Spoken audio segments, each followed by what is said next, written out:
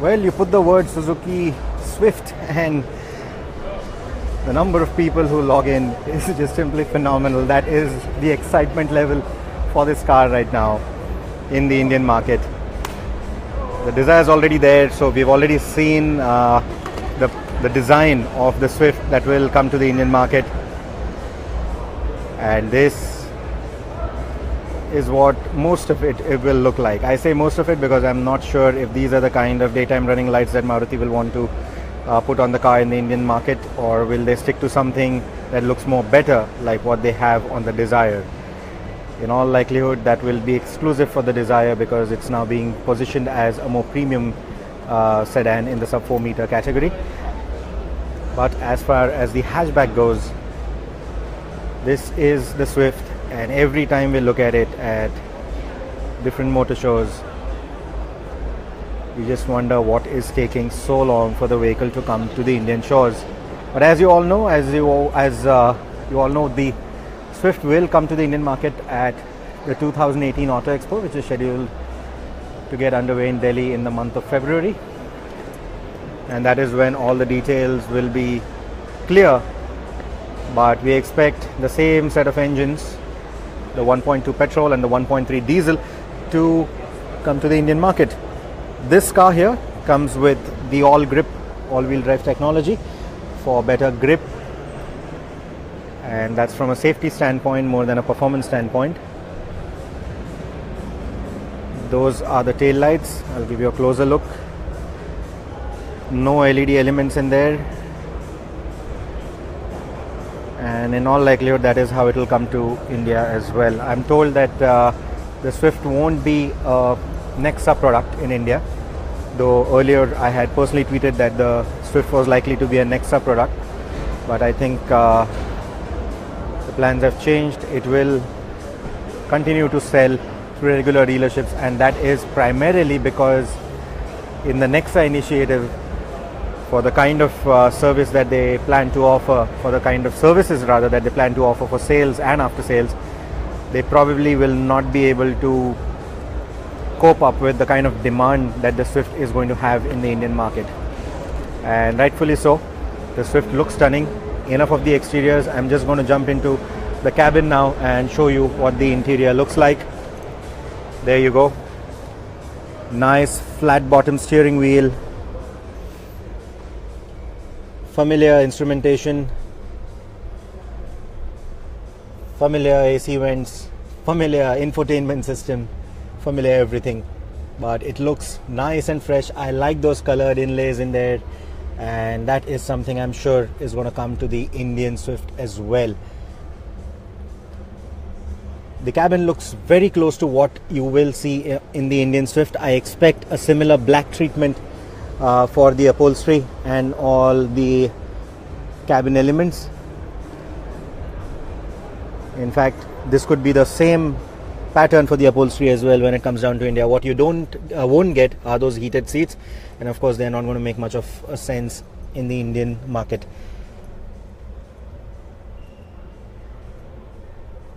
That is what it looks like.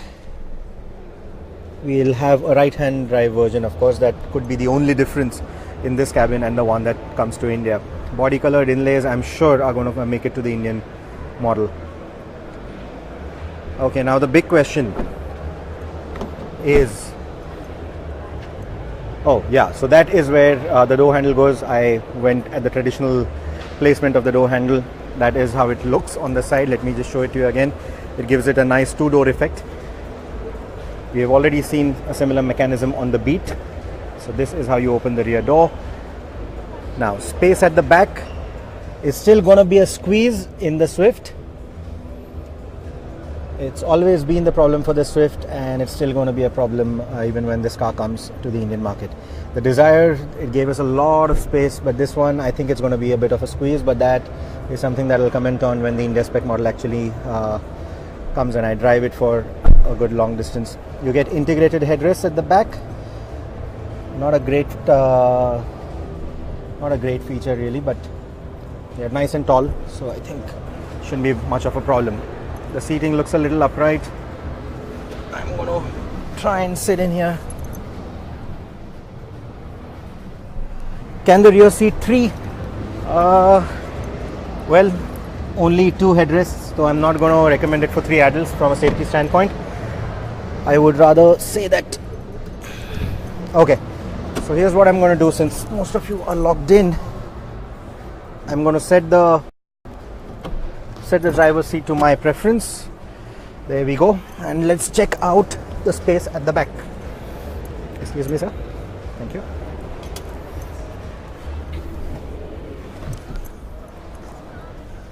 Well, I'm not sure if you can see that. There's a bit of a scratch on my screen guard, but yeah, like I said, space is going to be a bit of a problem. Knee room isn't very generous. Under thigh support isn't that great. So space at the back is still a problem. Rear seat legroom, that is what I was showing right now, buddy, and I'm not very happy with the rear seat legroom. See the boot. Well, the boot not very deep. I don't think it's a big improvement over the outgoing car in terms of boot space.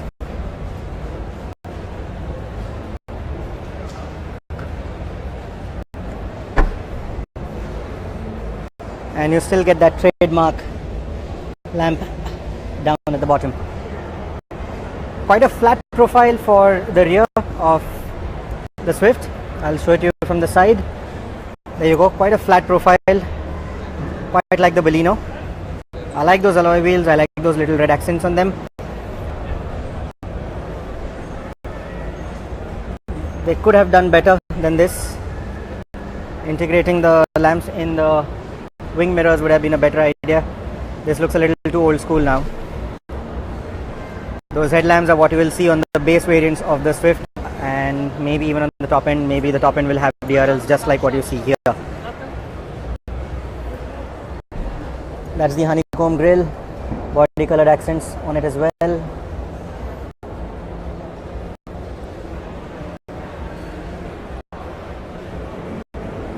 Okay, so don't go away just yet, because I'm going to show you something more.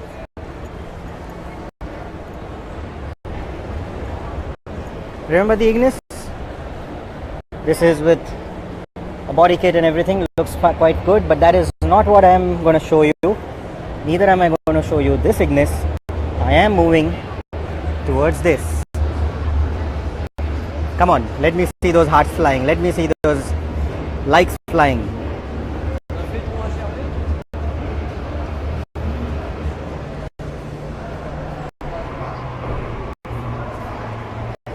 There you go. There you go. Big wave of hearts and likes coming towards this car. I hope someone at Maruti Suzuki, some big decision makers at Maruti Suzuki are sitting right now and seeing this, because that's always been the sentiment towards the Swift Sport, and it's never come to India. People love the Swift for what it is. People think of it as a sporty premium hatchback, and this would just be the icing on the cake.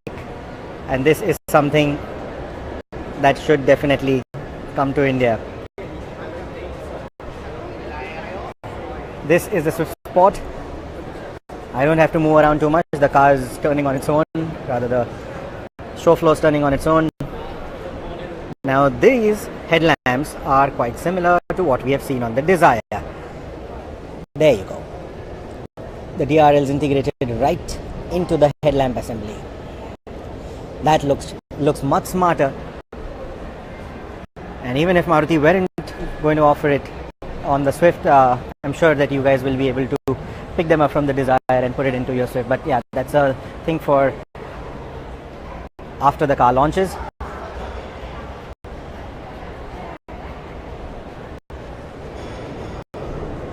There you go. So I'm now going to try and show you the cabin. There. Even this has red accents, but if you look closely, look at that detailing. It just looks so nice. Red stitching, mandatory on anything that has a sporty intent these days. Flat bottom steering wheel again. Upholstery is fabric with the sport badging on it, and I like the upholstery. I like the detailing there as well. There's a bit of a gradient effect on that panel there. It begins with the black, ends in that maroon pattern. And here, the vents are a little different. I like the little display within the vent. It'll give you a nice readout for the temperature that you're setting. I like that display. I hope it makes it to the Indian version as well.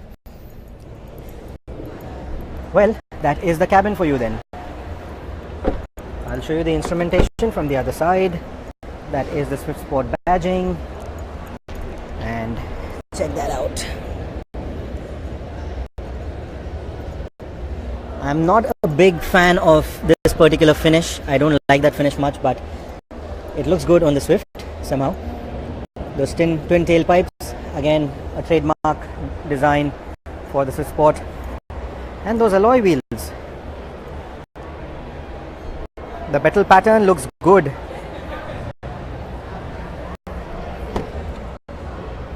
Sporty pedals as well. Those are the clocks. The tacho has a nice red fascia in there.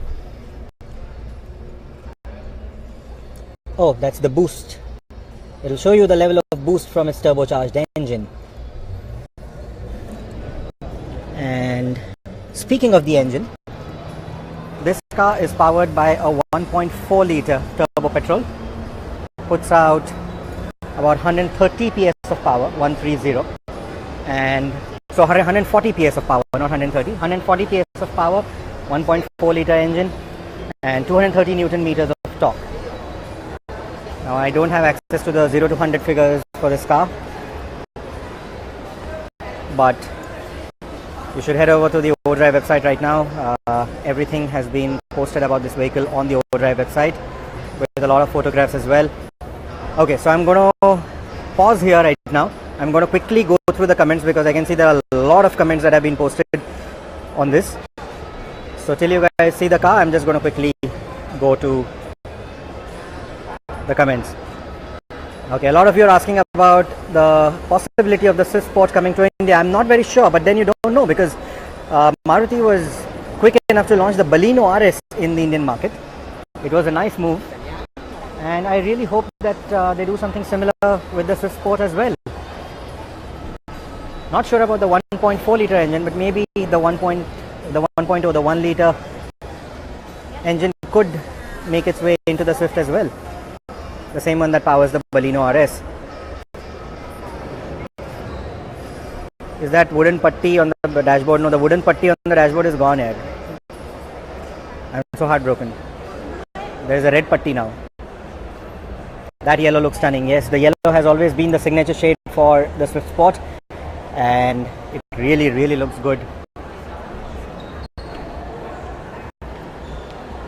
AMT, I'm not sure about the AMT right now, but yeah, they already have the AMT for the 1.2 and the 1.3, and I believe that with the AMT catching on so well in the Indian market, the regular Swift of course will come with the AMT, and like the Dzire, it should be available with both the petrol and the diesel engines.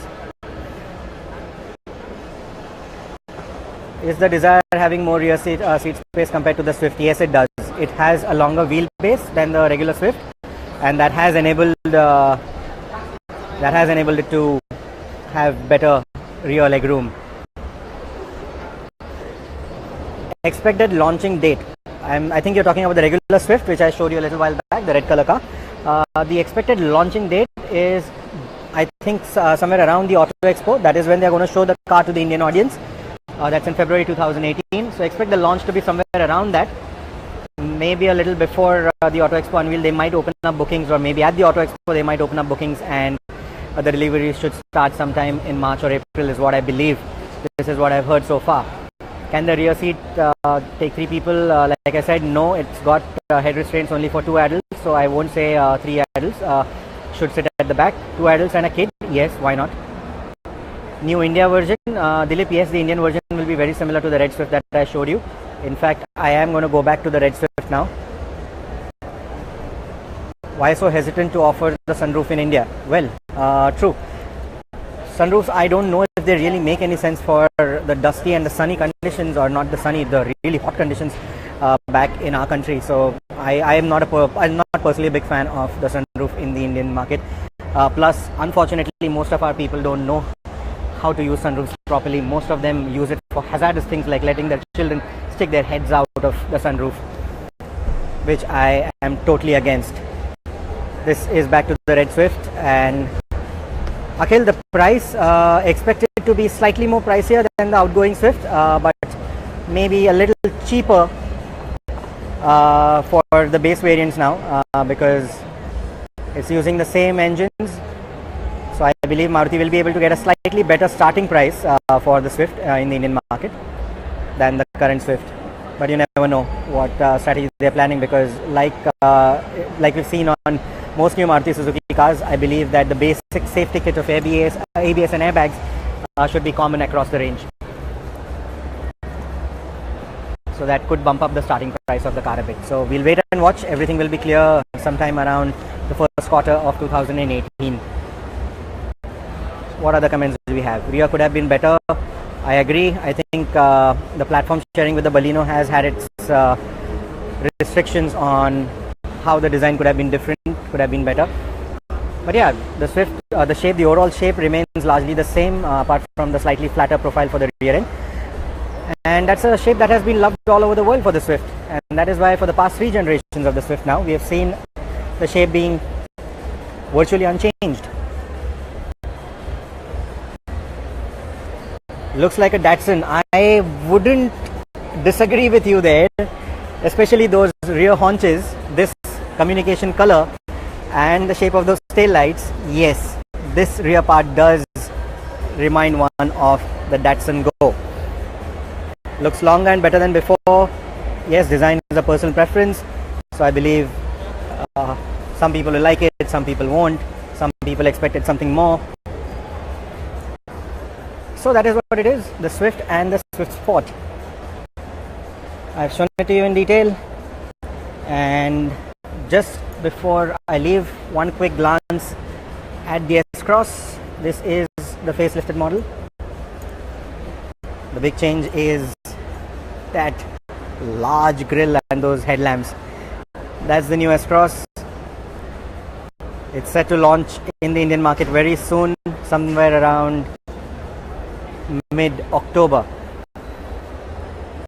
It will remain an extra product, and guess what, we will be driving that car sometime by the end of this month. So we will get you our driving impressions, though I don't think it will be very different than the outgoing model, because this is mainly a facelift. The engine options, the mechanicals, everything is expected to remain the same. So this is the S-Cross,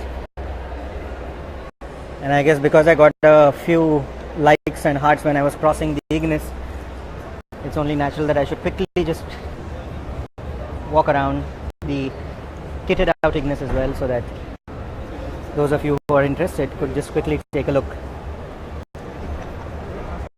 There's some body cladding there. There's a nice rack at the top.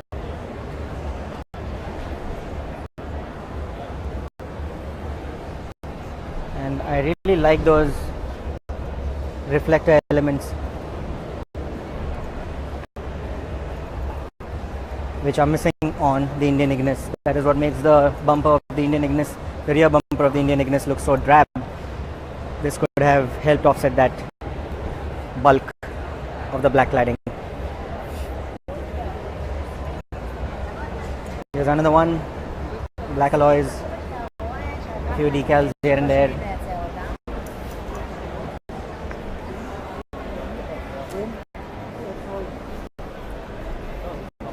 Arvind, I'm so sorry, I forgot to show you the rear seat again. I'm going to check on the rear AC vents. There we go, back to the Swift.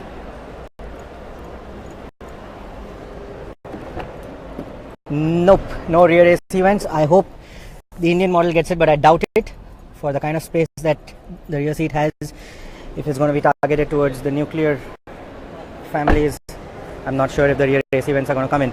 So yeah, Arvind, sorry, no AC vents, no rear AC vents in the Swift. So we'll end it with a final glimpse at the Swift Sport that all of you like so much. That is what it is, and that's it from me at the Suzuki exhibit. Do stay tuned to Overdrive though. I'm going to now move over to the Honda exhibit again. I'm going to see if the network works. If the network works, I will show you the new CR-V and what you could expect from it if at all it comes to the Indian market. And that is the Jimny, the little Jimny that should have come to the Indian market. Anyway, that's me signing off now, and I'll join you guys again in 5 to 10 minutes if the network permits, and we'll take a look at the CR-V. Thank you so much.